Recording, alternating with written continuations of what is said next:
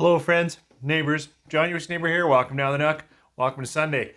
I'm getting low on samples, so I've got a bit of a random assortment here, but it's from the Whiskey Heathens. Great guys.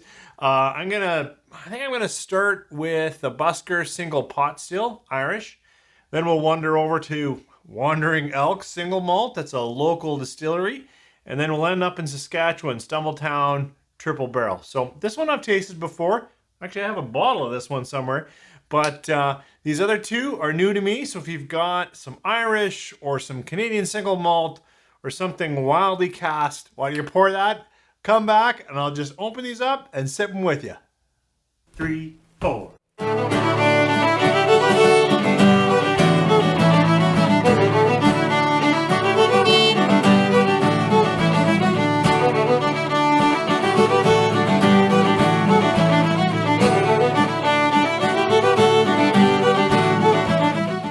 Thanks for coming back. As I said, bit of an eclectic or strange collection of samples, but we'll start with some Irish pot still. So this is from the Busker. If I understand it right, that's the Oak or the Royal Oak Distillery, and I believe that distillery was the same one that the Walsh family was part of starting up, and then they had to go their own way. Things just changed, and so this other group has continued on to make Irish whiskies. Being a pot still means it's got some malted and unmalted barley in here, which is classic and only in Ireland. I mean, other people could do that, but it's clearly an Irish whiskey for the world, pot still. But this is released at 44.3%. Yep, 44.3%. I believe, well, you know what? I don't know the casking on this. I know the casking on their single malt is ex-bourbon and ex-sherry. I'm going to assume a similar casking on this. So, the Busker Single Pot Still Whiskey. Ah, that's a nice nose. Yeah, sure, it's sweet, but it's also a little grain dusty, which I like. I sometimes get in pot still, and it's here on this nose. Let's try it on the palate. Cheers. That's a tasty dram. Very similar in the palate. It's, it's chewy. It's got some sweetness, some graham cracker. Not a lot of spices. Maybe a little bit of nutmeg in there, but not much else. And could be on the edge of grainy. I was getting it on the nose, and I'm getting it in the palate. But for me, it's a really nice.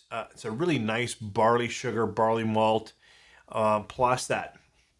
Something else, like I'll say, a little bit nutty or a little bit cream of wheaty, that kind of thing. Like there's a little bit of grain quality, just grain.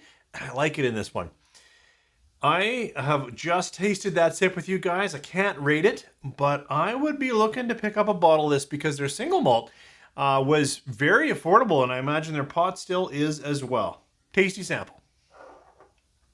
Off to a good start with the Busker. Now this one is Wandering Elk, I believe, right? Yep, Wandering Elk, 44.4. So it's almost the same percentage. This is a single malt though, just malted barley. And I don't know the aging on the casking, but it is local. And these guys haven't been producing whiskey that long, so I imagine it's a rather young single malt. Let's give it on the nose. Wandering Elk, single malt. Okay, so this is sweeter, but sweet sour. I got quite a bit of lemon on that.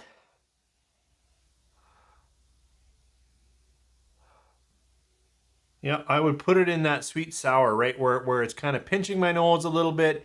Lots of lemon, but it's not a fresh, bright lemon. This is a little bit something else. Let's try it on the palate. Cheers. I took an interesting turn. Up front, I was going to stay with how it followed the nose. A little honey, little confectionery sugar, but the palate added almost a little bit of anise, or yeah, like that light licorice, just a little bit of that. Also grain, but not like this. This feels like a cooked grain, a milled grain. This feels a little bit more like a truly young sprouted grain. Another sip. Now there's a little bit of soap added to the sourness and the lemon and the young sprouted grain. For me, this is not quite ready. Just my palate. So not going to be able to recommend that one if you see it on a shelf. I mean, give it a try if you like, you're adventurous and you want to try kind of a young single malt. That would be that. But to me, it needs more character, maybe more time in some casking. It's pretty young, and that sourness is on the edge of industrial.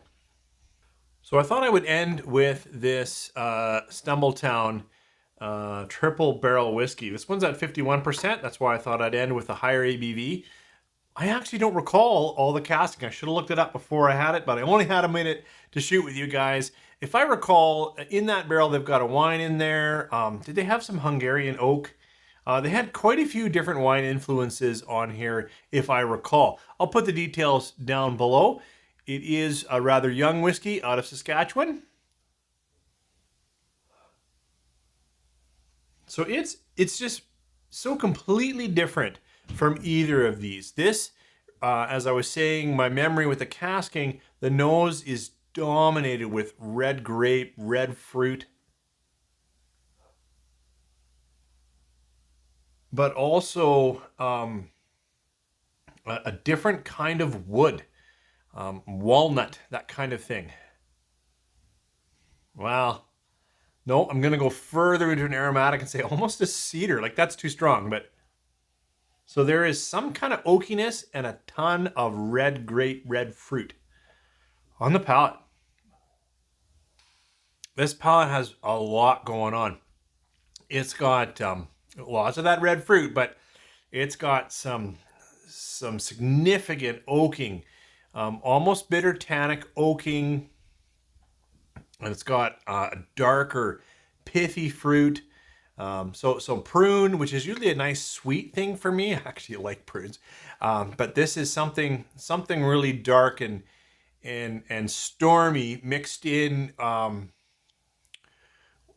It also has a bit of a soap note that this one was giving me. The oaking has made it bitter on the back end. It's just overcast. I really wanted to love it. I remember buying actually a bottle of that as I drove through, thinking oh, this is going to be the next fantastic hidden gem, and I think they'll get there because they're committed. They got some cool stories and they're trying different things, which is how I think their whiskey will evolve. This one for me is just, it's got to be some Hungarian oak. If it's not, that's how it tastes. Tastes like some French wine cask. Tastes like, a lot, but just a lot of casking. Must have been some very wet casks that gave a lot to this whiskey.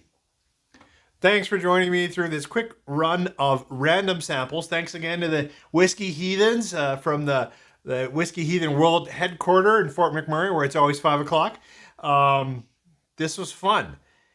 I have to say, even though these are local and I love promoting local, out of this lineup, this Busker Single Pot still, if I see a bottle, I'm going to bring that home. Thanks. You guys have just a great week.